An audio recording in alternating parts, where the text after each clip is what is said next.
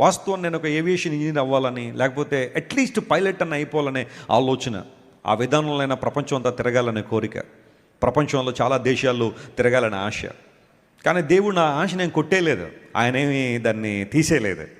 తీసుకెళ్ళాడు ఆయన ప్రపంచంలో. ఇప్పుడు 100 దేశాల పైనే తిరిగాను, కానీ దేవుని సువార్త కోసం తీసుకెళ్ళాడు. ఆయన రాజ్య సువార్త కోసం దేవుడు పట్టుకెళ్ళాడు.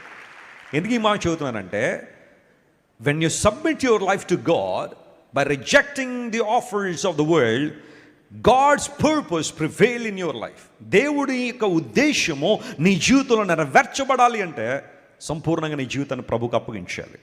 పౌలు భక్తుడు అంటాడు, మీరు లోక మర్యాదను అనుసరింపక ఉత్తమమును అనుకూలమును సంపూర్ణమును అయ్యున్న దేవుని చిత్తం ఏంటో తెలుసుకున్నట్లుగా మీరు మనస్సు మారి రూపాంతరం మొదటి వలన మీరు మీ మనసును మార్చుకోండి అన్నాడు. అయితే దేవుని సేవ చేయాలని అయితే అనుకోలేదు. దేవుని కలిగి ఉండడం వేరు, సంపూర్ణంగా ఆయన సేవ చేయడం వేరని అనుకున్నాను నేను.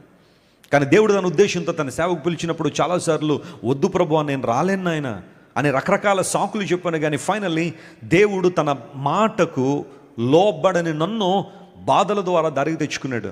నా 19వ ఏటలో 2001 సంవత్సరం ఏప్రిల్ 7వ తారీఖు నా జీవితాన్ని సంపూర్ణంగా యేసుకి సమర్పించాను.